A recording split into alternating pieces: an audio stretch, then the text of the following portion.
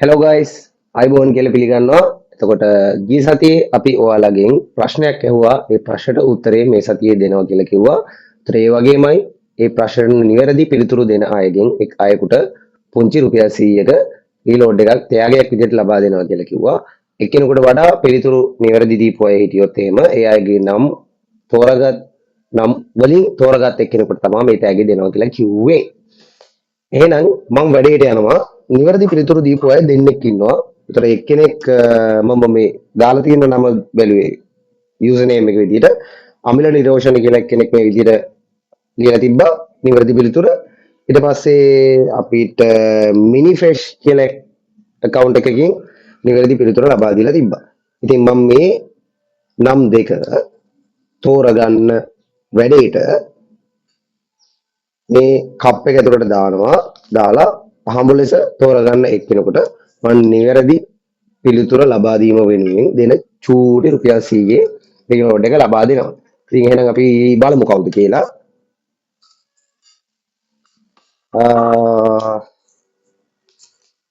ඇවිල්ලා තියෙන්නේ මිනි ෆ්‍රෙෂ් කියන එක්කෙනාට. එතකොට එයාට ඒ අදාළ මුදල් ත්‍යාගය හිමි වේවි. එහෙනම් ඒ ගිය සතියේ අහපු ප්‍රශ්නෙට නිවැරදි පිළිතුර දැන් මම ලබා දෙන්න. ඒ වගේමයි අද මේ වීඩියෝ එක අවසානයේදී තවත් ප්‍රශ්නයක් අහනවා. ඒකට පිළිතුරුත් ලබන සිකුරාදා වෙනකන් ඔයාලට ලබා දෙන්න අවස්ථාව තියෙනවා. ඒ ලබා දෙන අයගෙන් නිවැරදි පිළිතුරු දෙන අයට අර ත්‍යාගය ලැබෙනවා. එහෙනම් යම් ප්‍රශ්නෙට. හරි, ආ ප්‍රශ්නේ තමයි මෙතන දෙකෙන් එක තියෙනවා. 5න් 3 තියෙනවා, 10න් 5 තියෙනවා, 17න් 7 තියෙනවා. මේකේ මම ඇහුවේ 20 වෙනි අවස්ථාවට අදාළව එන පදය මොකක්ද කියලා. මම මෙහෙම යන්නම්. මේ දෙක කියන එක හැදිලා තියෙන විදිහ මම ලියනවා 1 එකතු 1 කියලා. 5 කියන එක හැදිලා තියෙන විදිහ මම ලියනවා 4 එකතු 1 කියලා. මෙයාව මම ලියනවා 9 එකතු 1 කියලා. මෙයාව මම ලියනවා 16 එකතු 1 කියලා. දැන් ඔයාලට මෙතන රටාවක් පේනවා ඇති. මේ තියෙන්නේ එක්වරක් 1, මේ තියෙන්නේ දෙවරක් 2, මේ තියෙන්නේ තුන්වරක් 3, මේ තියෙන්නේ හතරවරක් 4.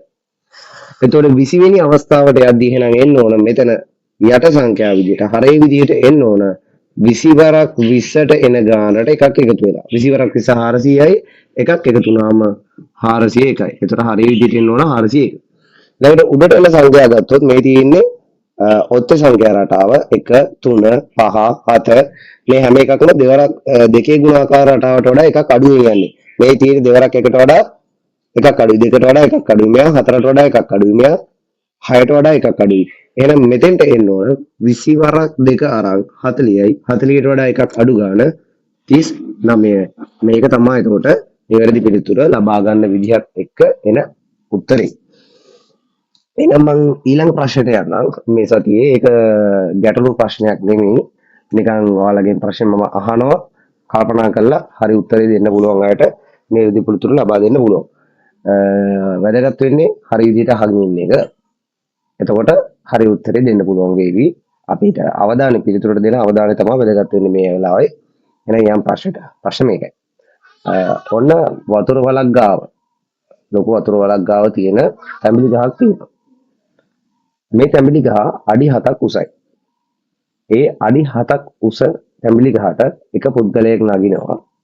නැගලා ඒකේ තැඹිලි වලු 7ක් තියෙනවා. ඒ 7න් තුන්වෙනි තැඹිලි වල්ලෙන් ඒකේ තැඹිලි ගෙඩිය 7ක් තියෙන වල්ලක් ඒ තුන්වෙනි වල්ලෙන් පස්වෙනි ගෙඩිය කඩලා අර වතුරට දානවා. වතුරට දැම්මහම මම අහන දේ තමයි මුලින්ම වෙන්නේ මොකක්ද?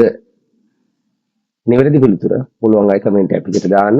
ඒකට සුපුරුදු පරිදි සිකුරාදා වෙනකන් අවස්ථාව තියෙනවා. ලබන සඳුදාට ඔයාලට නිවැරදි පිළිතුර ලබා දෙන්න. එහෙනම් ගිහින් එන්නම් අදට. ජය වේවා.